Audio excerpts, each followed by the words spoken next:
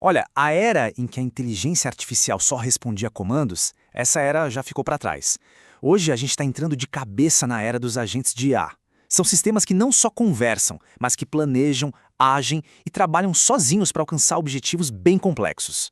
E para entender como eles são construídos, a melhor analogia é a da arquitetura. Ninguém constrói um arranha-céu sem plantas, sem as ferramentas certas e sem um método, né? Para IA, a lógica é a mesma. Então, bora mergulhar nisso. O nosso guia hoje é esse kit de ferramentas.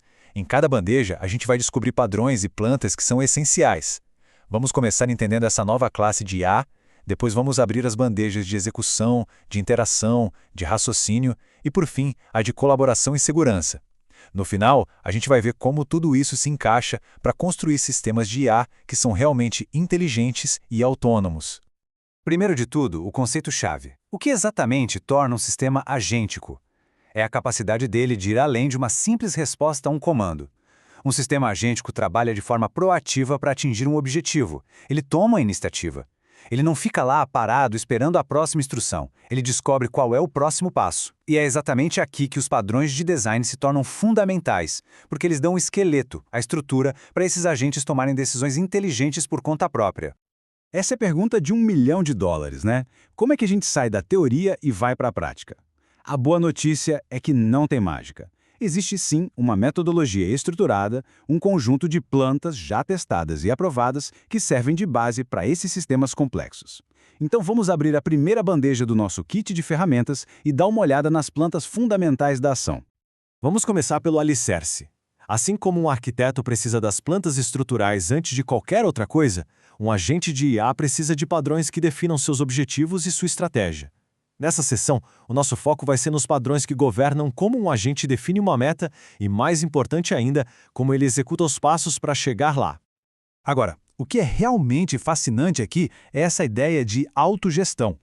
Com esse padrão, uma instrução simples como "escreva um código" se transforma numa verdadeira missão. O agente não só executa a tarefa, ele vira o seu próprio gerente de qualidade, sabe? Fica ali verificando e refinando o próprio trabalho até atingir um padrão de excelência que foi definido antes. Isso aqui ilustra o processo de forma brilhante. Pega um exemplo prático, um agente especializado em escrever código, tipo um Run Code Agent. Primeiro, ele gera uma versão do código. Aí ele para e age como se fosse o seu próprio revisor, comparando o que ele fez com a lista de metas. Se não estiver bom bastante, ele usa esse feedback para refinar o código. É um ciclo contínuo de criar e criticar. Mas, e quando o caminho não é uma linha reta? Olhando aqui à esquerda, temos o encadeamento sequencial, que é tipo uma linha de montagem bem rígida. Já à direita, o roteamento dinâmico. Ele funciona mais como um controlador de tráfego aéreo, tomando decisões em tempo real. Ele analisa a situação e manda a tarefa para o especialista ou para a ferramenta certa, o que torna o agente incrivelmente adaptável.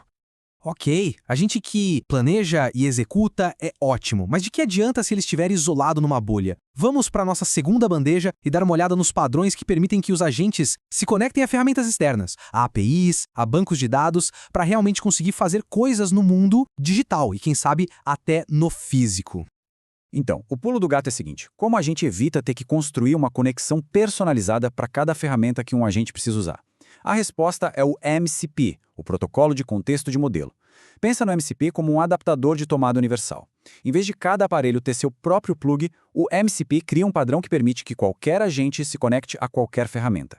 Isso torna a integração muito mais simples e escalável. Essa tabela deixa a diferença bem clara. A chamada de função tradicional é proprietária, de uma empresa só, enquanto o MCP é um protocolo aberto, como o SBC do mundo da IA. A gente sai de interações de um para um e vai para um modelo cliente-servidor, onde muitos agentes podem usar muitas ferramentas e, o mais importante, o MCP permite descobrir ferramentas novas dinamicamente, algo que era impossível nos sistemas antigos. Essa analogia é simplesmente perfeita.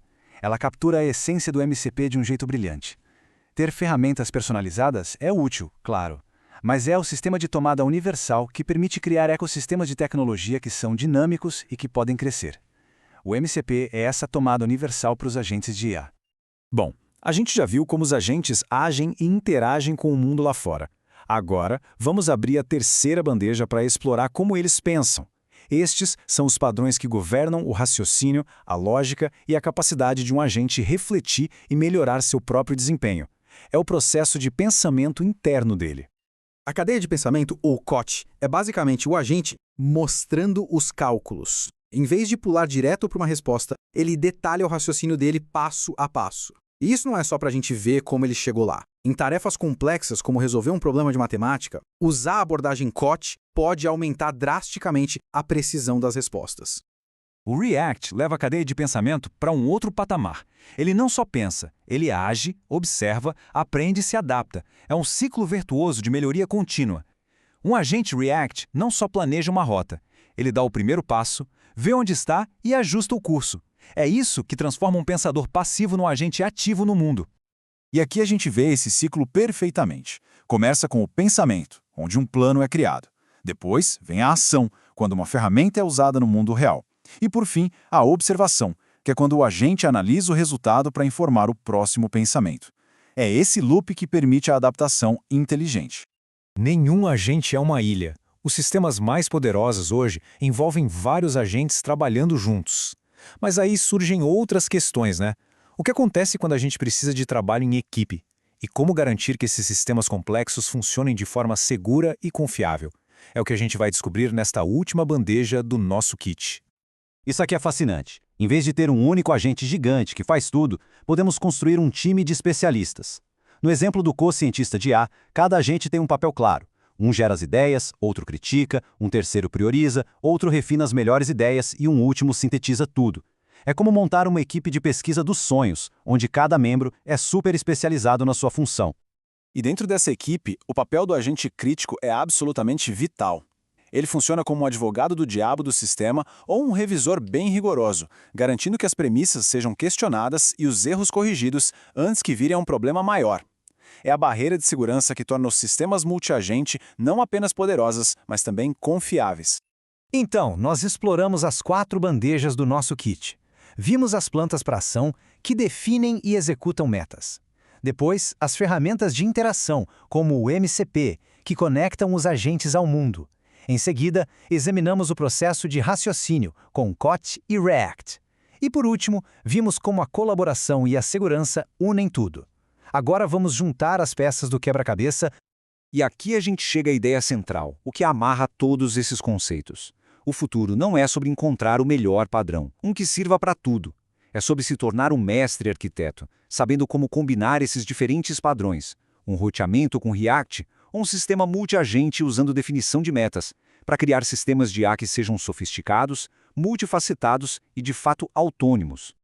Isso nos deixa com uma pergunta para o futuro. Com essas ferramentas cada vez mais poderosas em mãos, a complexidade das estruturas de IA que podemos construir é quase limitada. Mas, com esse poder, vem a responsabilidade. E a forma como vamos responder essa pergunta vai definir não apenas o futuro da IA, mas também o nosso próprio papel como arquitetos desse futuro.